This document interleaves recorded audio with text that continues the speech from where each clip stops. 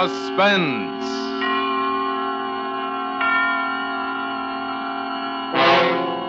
Tonight, Mr. Gregory Peck in Nightmare, a suspense play produced and edited by William Spear.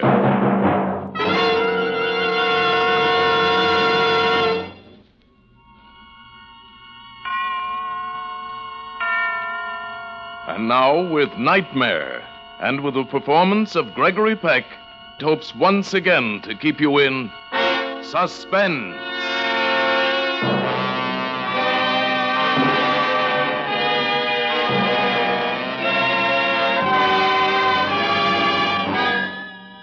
They say every nightmare has a prelude, something that inspires it, something that happened or almost happened that your inmost mind seizes upon.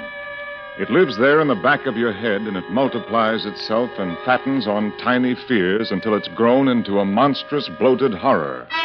And then, when it's full-sized with dread, it springs out at us from evil blackness at night when you're defenseless in sleep. The prelude to my nightmare occurred at 6 o'clock that evening, the 3rd of July. Since Elsa's illness, I'd been walking home from the station evenings instead of having her meet me. It's a pleasant 6 or 7 blocks along Hartsdale Road and then up the hill to Ridgecrest. Just at the corner there, the kids play baseball. The signs say slow children and everything, but it's a nasty spot, and coming down the hill, a guy might... Look out! Look out! Hey, you, what's the matter with you? Don't you know that I you didn't could... see him, brother. They got no right to play him. Have you been drinking? Oh, me? No, because if you had, I'd pull you out of that car so fast and take you over to the all police. Right, brother. Calm down. Nobody's hurt. Nobody's hurt. Just a little scared.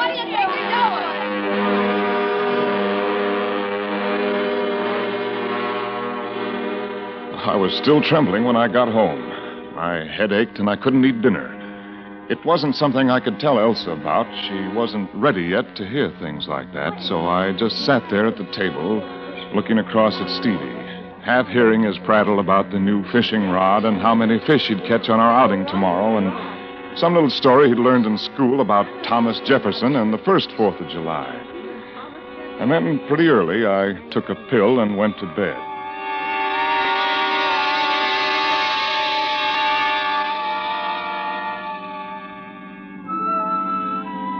It was the next afternoon. We were driving along, my wife, my boy, and myself. You know that winding road that leads up from Kingston to Fallstown in the trout country? A lot of hairpin turns and a few bad shoulders, but beautiful, beautiful scenery. And that's what we all needed after her nervous breakdown. A little slow around the turns, Ben. Why do you drive so fast? You're never driving too fast as long as you feel the car's under control. Bet it wasn't under control a minute ago. What a curve. Ben, the gas tank's almost empty. Why didn't you listen to me and fill up at the last station? Well, there's always a reserve after the empty mark. Bet we run out of gas. Well, it seems to me, youngster, that when I tell you that... What's wrong? Why are we stopping? Oh, that's what I'd like to know. You know, Dad. You know. Yeah, I know. Out of gas. Oh, Ben. Will you ever learn? Well, everybody runs out of gas once in a while.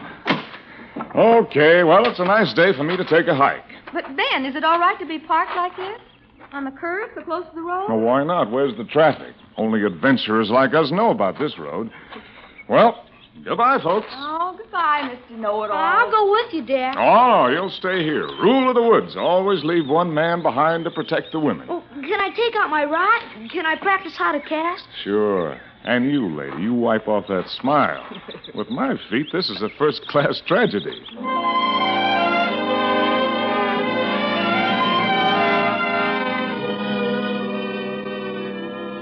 Well, it's a smart thing you did coming back this way. Nothing up ahead for 5 miles but the Royal Coachman. What do you mean? It's the name of a trout fly. Well, I know that. It's the name of a roadhouse. Fancy name for a saloon. Hangout for fishermen.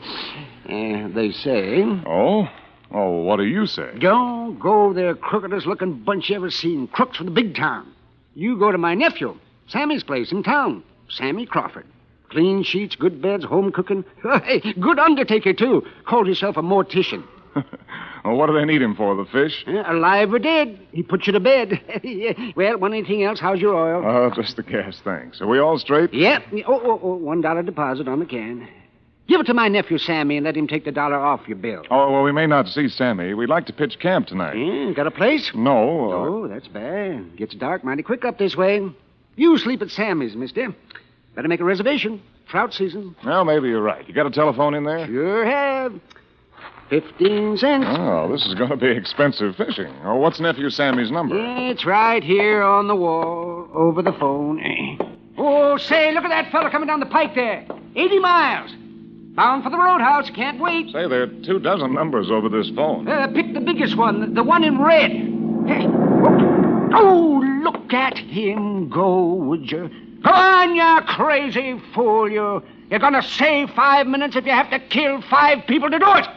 Will you try to straighten out some of them bends up ahead? You crazy fool.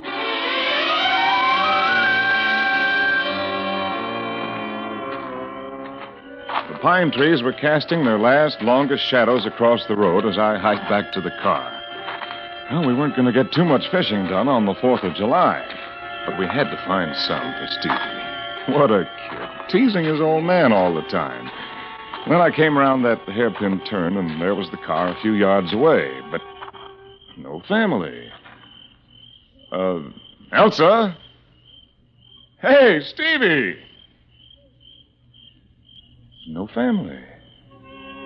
Oh, Stevie was asleep and she didn't want to call out. That's right, the kid was tired. A lot of excitement for one day. I stepped on something. It's Stevie's trout rod. Lying in the middle of the road. These kids have no sense of responsibility. A split bamboo rod with silk winding and a balance that was so perfect. Well, I stepped up to the car. Elsa sat in the back seat looking at me. And in her lap, she held my boy. Dead. Elsa couldn't speak. She couldn't speak. She couldn't speak.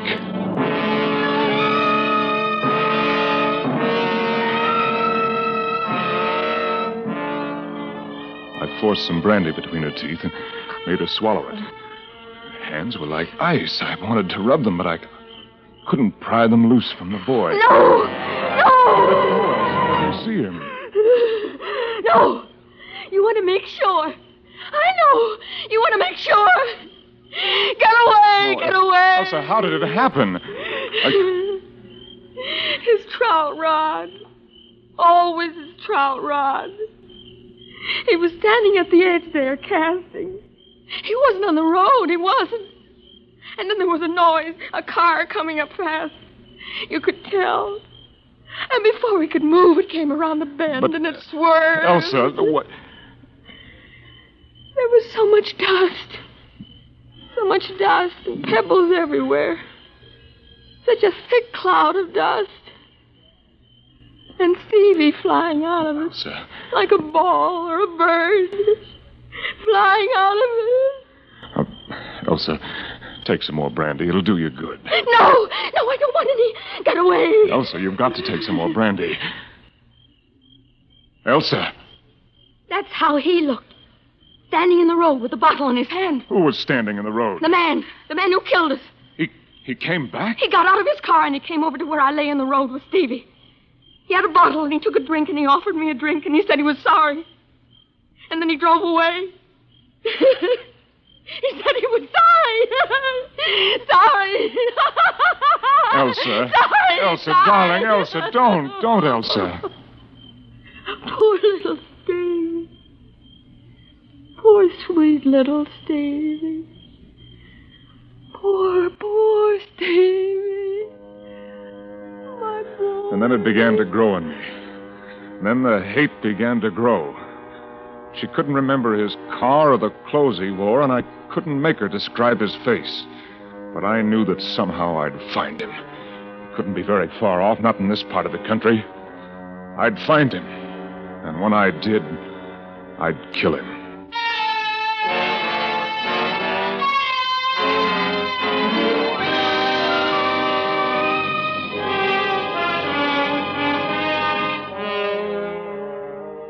bringing you Mr. Gregory Peck in Nightmare. Tonight's production in radio's outstanding theater of thrills, Suspense.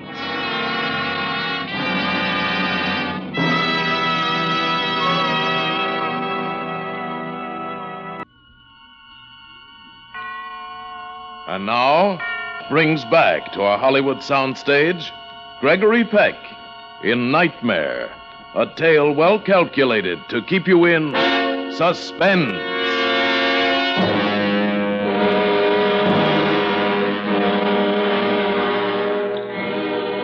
I plunged the car back into darkness toward the roadhouse.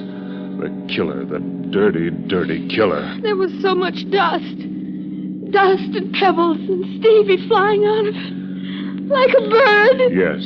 Like a bird. Yes, Elsa. He got out of his car and he offered me a drink. He stood there and he said, "You better take a drink." Oh, there's the Royal Coachman, that roadhouse. And he said he was sorry. We'll stop here and use the phone. There's a Sam Crawford in Fallstown. He runs some tourist house and a funeral chapel. I'll call him from here. Yes.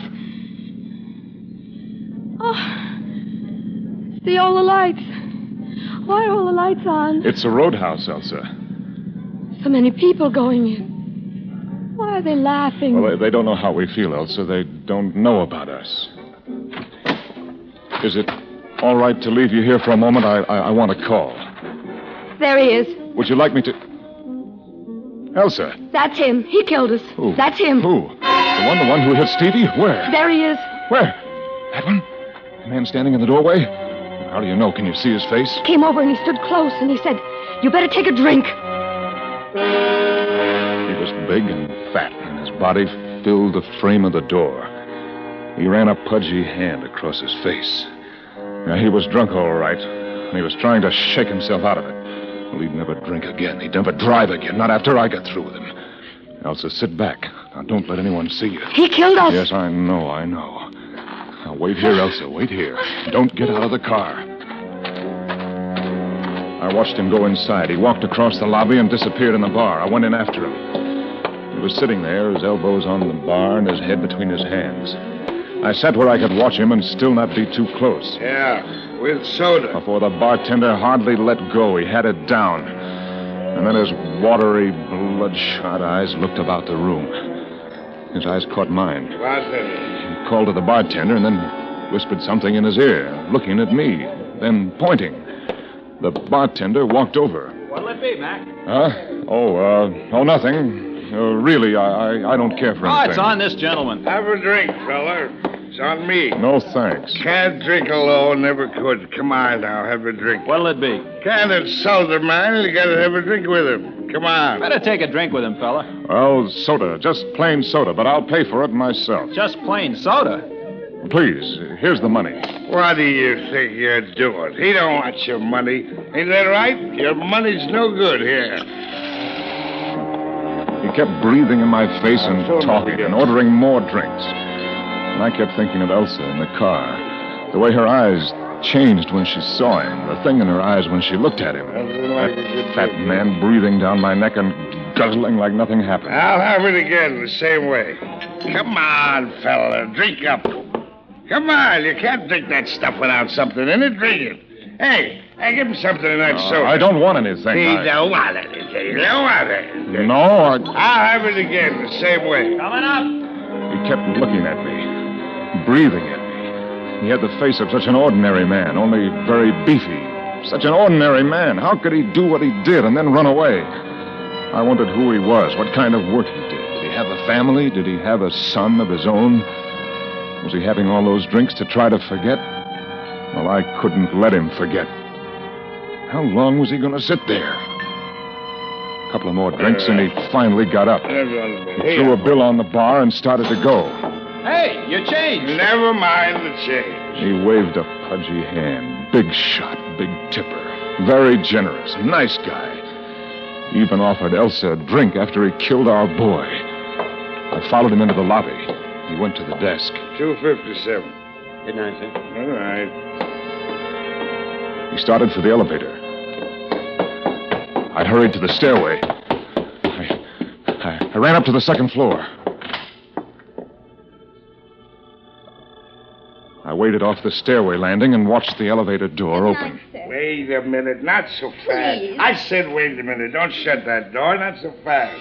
There's someone else ringing. I want to ask you a question. I have to go. People ringing. Can I ask you a question?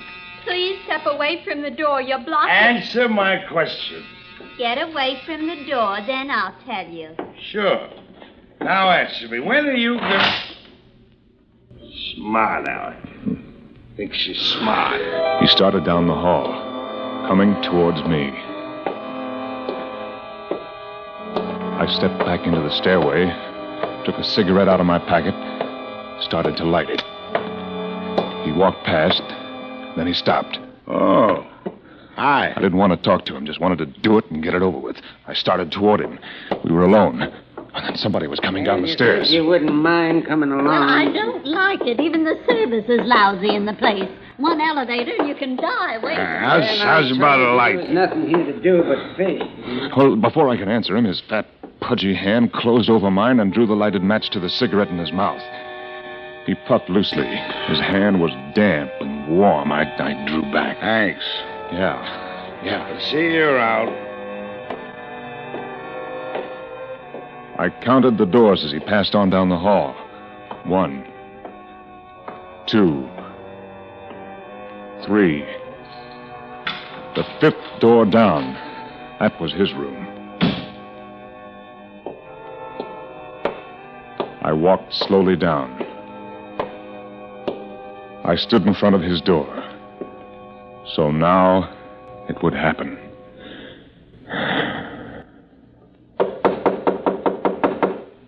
Who is it? Who is it? Who is it? Oh.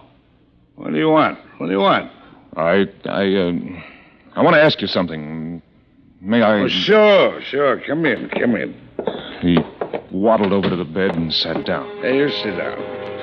His watery, bloodshot eyes blinking at me. I didn't know how to begin or what to do.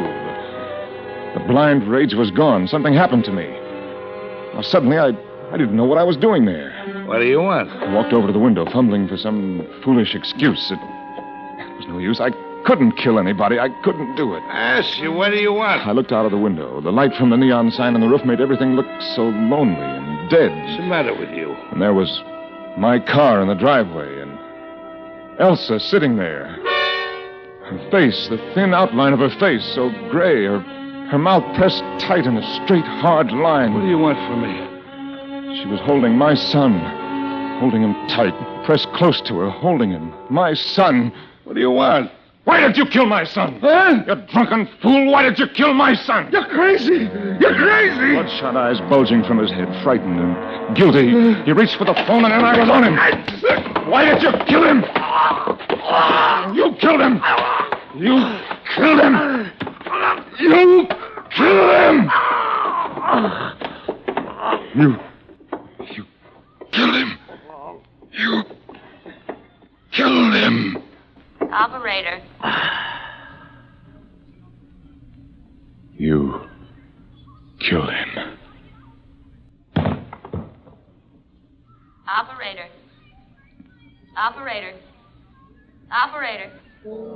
It was done. All done and over with. And now I felt better. Now it would be easier. There'd be a little less pain when they buried my son.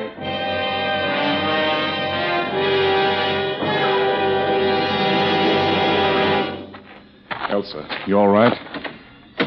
He's dead. I made sure of that. Now let's get out of here. The twisted blacktop road unwound steadily under the headlights.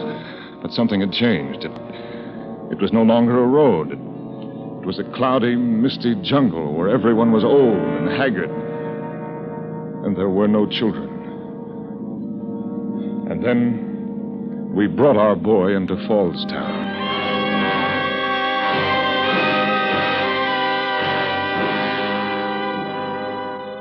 If you don't mind a suggestion, Mr. Kane, you look pretty done in. And when we carried the boy out of the car, I had a look at your wife. Yes, I know. Good thing you didn't stop at the Royal Coachman. Where? The Royal Coachman, that's a roadhouse. Halfway between here and my uncle's gas station. You didn't see it?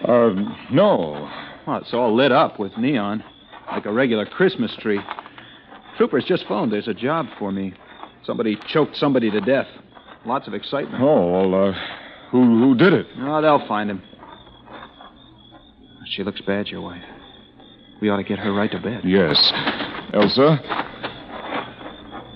Now I have no son. Well, this is Sam Crawford, Elsa. He's going to take care of Stevie. And we're going to sleep in his house tonight. I think we need some sleep, don't you? That's him. What do you mean? That's him. He did it. He did what? He killed my son. Elsa. I'm Sammy Crawford, ma'am. I run the local... He killed us. He killed us. Elsa. Elsa. Look at me. Are you all right, Elsa? I don't think she knows what she's saying. He came over. He stood there with a bottle. He said he was sorry. Elsa. Elsa, this is Sammy Crawford. He wasn't there. He was here, miles away. He killed us. I'll get Doc Sadler. What's the matter with you, Elsa? I know he didn't do it. He couldn't have. I was talking to him on the telephone when it happened from the gas station. Elsa, we know who did do it. We know. And he's dead. He said he was sorry. He said he was sorry. Elsa. Yes. Look across the street. Elsa, do you hear me? Look across the street. Yes.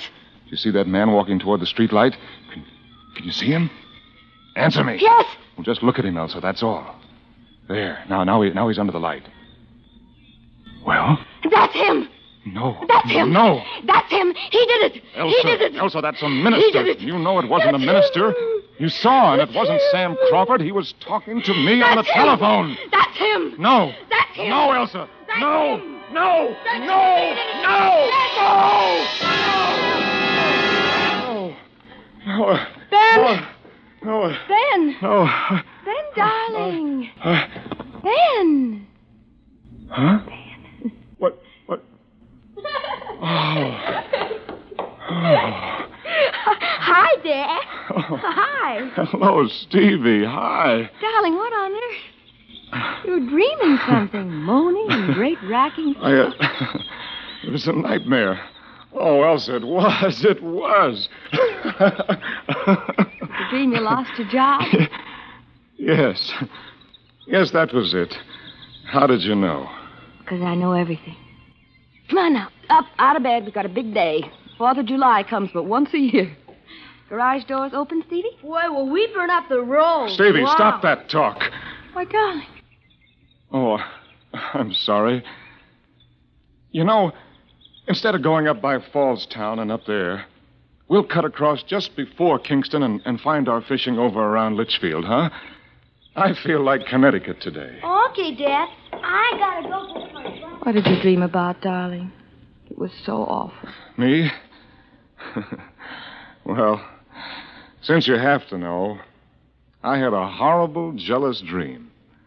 I dreamt you didn't love me. Oh, dearest. Oh, that was the wildest dream imaginable. Now, wasn't that a waste of time?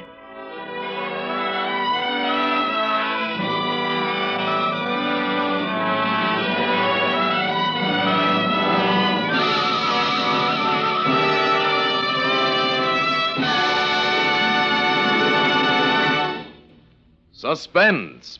Tonight's star, Gregory Peck in Nightmare. Next Thursday, it is, as we say, A tale well calculated to keep you in suspense.